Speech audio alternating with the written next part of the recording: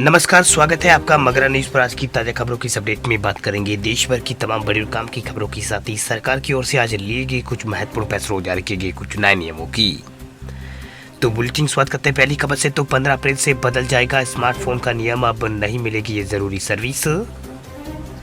Department of telecom समय समय पर जो है स्मार्टफोन को लेकर नए नए फैसले जो है वो लेता रहता है। अब 15 अप्रैल से अगले आदेश तक जो है यूएसएसडी बेस्ड कॉल फॉरवर्डिंग को डीएक्टिवेट करने का फैसला किया गया है।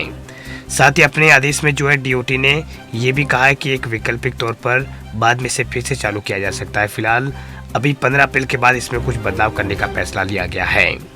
दरअसल यूएसएसडी सर्विस को यूज करने के लिए ग्राहक स्क्रीन पर महज एक कोड डायल करते हैं। अभी इस सर्विस का यूज जो है IMEI नंबर जो है वो और मोबाइल फ़ोन का बैलेंस चेक करने के लिए किया जाता है। दरअसल ये ऑर्डर फ्रॉड और ऑनलाइन क्राइम को चेक करने के लिए भी यहाँ पर लाया गया है।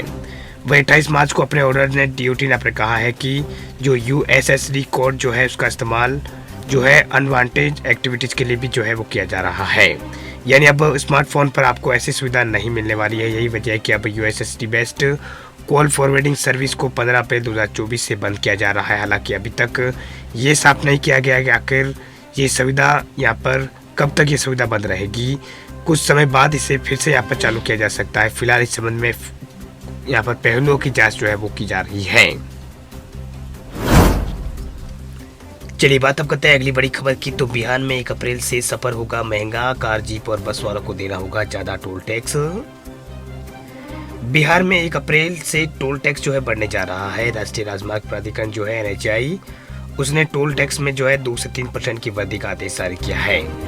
इससे साफ है कि अब लोगों को जो है टोल प्लाजा पर पहले से अधिक पैसे जो है वो देने होंगे। जारी आदेश के अनुसार बिहार में भी जो है टोल टैक्स 2 से 3% बढ़ेगा। ये वृद्धि जो है बिहार के सभी 32 जिलों के टोल प्लाजा पर लागू होगी।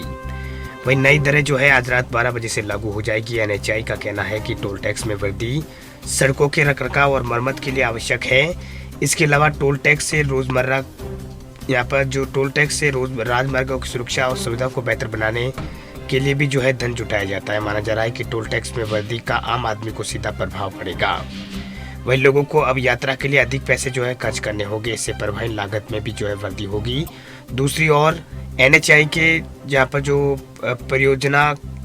परियोजना निर्देशक जो है उन्होंने सभी टोल प्लाजा पर 1 अप्रैल से नई दरों के टैक्स को वसूली के निर्देश यहाँ पर दिए हैं। वही बिहार के जो यहाँ पर पटना का जो बख्तियारपुर टोल प्लाजा है वहाँ पर वर्तमान टैक्स की अगर बात करें तो 130 रुपये जो है कार जीप वैन के हैं और मिनी बस के 200 रुपये, व्यावसायिक वाहन के 200 और बस ट्रक और 6 चक्का वालों के लिए 400 या से अधिक चक्का वालों को 750 रुपये यहाँ पर 705 रुपये यहाँ पर रखा गया। 1 अप्रैल से जो है इनमें 2 से 3% की बढ़ोतरी हो जाएगी। नई दर में जो है कार जीप के लिए 135 और व्यावसायिक वाहनों के लिए और मिनी बस के लिए 206 रुपये और इसके अलावा बस ट्रक के लिए 412 और 6 से अधिक यहाँ पर चक्के वालों के लिए जो है 723 रुपये टोल टैक्स जो है वसूला जाएगा। तो बिहार के सभी टोल प्लाजा पर ये जो नई दरें जो है वसूली जाएगी। चलिए बात अब करते हैं अगली बड़ी खबर की। तो इंश्योरेंस के नियमों में हुआ है अहम बदलाव। 1 अप्रैल से सिर्फ इलेक्ट्रॉनिक फॉर्मेट में जारी होगी बीमा पॉलिसी। अगर आप 1 अप्रैल के बाद इंश्योरेंस पॉलिसी अगर खरीदते हैं तो इंश्योरेंस कराने वाली जो कंपनी जो है आपकी पॉलिसी सिर्फ डिजिटल फॉर्मेट में ही जारी करेगी। वह insurance regulatory authority of India जो है insurance regulatory authority of India IRDAI ने जो दिशानिर्देशों को ध्यान में रखते हुए ये फैसला लिया है। ये विकल्प सबसे पहले 2013 में शुरू किया गया था। अब इसे जो है 4 इंश्योरेंस रिपोजिटरी, CAMS रिपोजिटरी और इसके अलावा NSDL और NDML के यहाँ पर खाते खोलने पर सुविधा मुहैया कराता है। वह रेगुलेटर्स, इंश्योरेंस कंपनी और अन्य स्टॉक होल्डर्स का मानना है कि इंश्योरेंस से पॉलिसी होल्डर्स को पूरे इंश्योरेंस इकोसिस्टम में मदद जो है मिलेगी। वही पेपरलेस शेयर की तरह इंश्योरेंस अकाउंट के तहत पॉलिसी को डिजिटल फॉर्म में जारी यहाँ पर किया जाता है। ज़्यादातर प्राइवेट इंश्योरेंस कंपनियाँ पॉलिसी होल्डर्स के लिए पहले से ही यहाँ पर इंश्योरेंस जो है वो यहाँ पर खाते खोल रही है।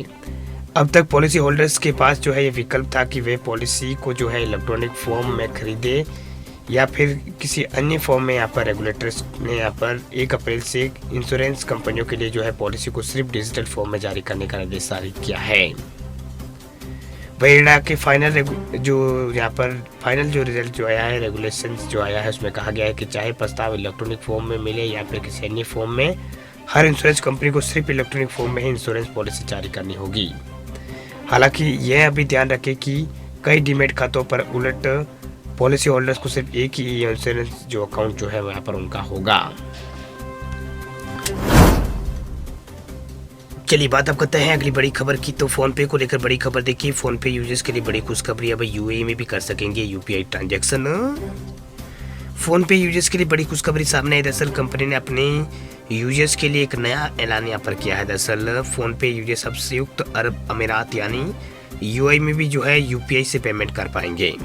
भाई यूपीआई से पेमेंट जो है यूएई में कर पाएंगे। यूएई में भी अब फोन पे ने अपनी यूपीआई सेवा शुरू कर दी है। फोन पे द्वारा इस नई सर्विस को शुरू करने का मुख्य कारण जो है भारतीय यात्रियों को जो है यहाँ पर सुविधा उत्पन्न यहाँ पर प्रदान कराना है, यानी ऐप के माध्यम से सुविधा उत्पन्न यहाँ पर कराना है। वही जो संयुक्त अमीरात जो यहाँ पर अरब अमीरात के विभिन्न स्टेशनों पर जाते हैं उनको जो है यहाँ पर सुविधा उत्पन्न यहाँ पर जो है उपलब्ध जो है करवाना है। बता दें आपको कि फ़ोनपे ने अपनी इस नई सर्विस के लिए जो है दुबई स्थित मैसरेक द्वारा एनपीसीआई और इंटरनेशनल पेमेंट लिमिटेड के साथ मिलकर साझेदारी यहाँ पर की है। साथ ही ये भारत सरकार द्वारा भारत से बाहर यूपीआई सर्विस विस्तार करने वाली योजना का भी हिस्सा है। दरअसल यूएई में फ़ोनपे की यूपीआई सर्विस शुरू होने से जो है अंतर्राष्ट्रीय कार्ड की ज़रूरत कम होने की उम्मीद की जा रही है। अब भारत से यूएई जाने वाले टूरिस्ट जो है आसानी से फ़ोनपे से क्यूआर कोड स्कैन करके जो है पेमेंट कर पाएंगे। तो ये यहाँ पर फ़ोनपे यूजर्स के लिए बहुत ही अच्छी खबर सामने आ रही है।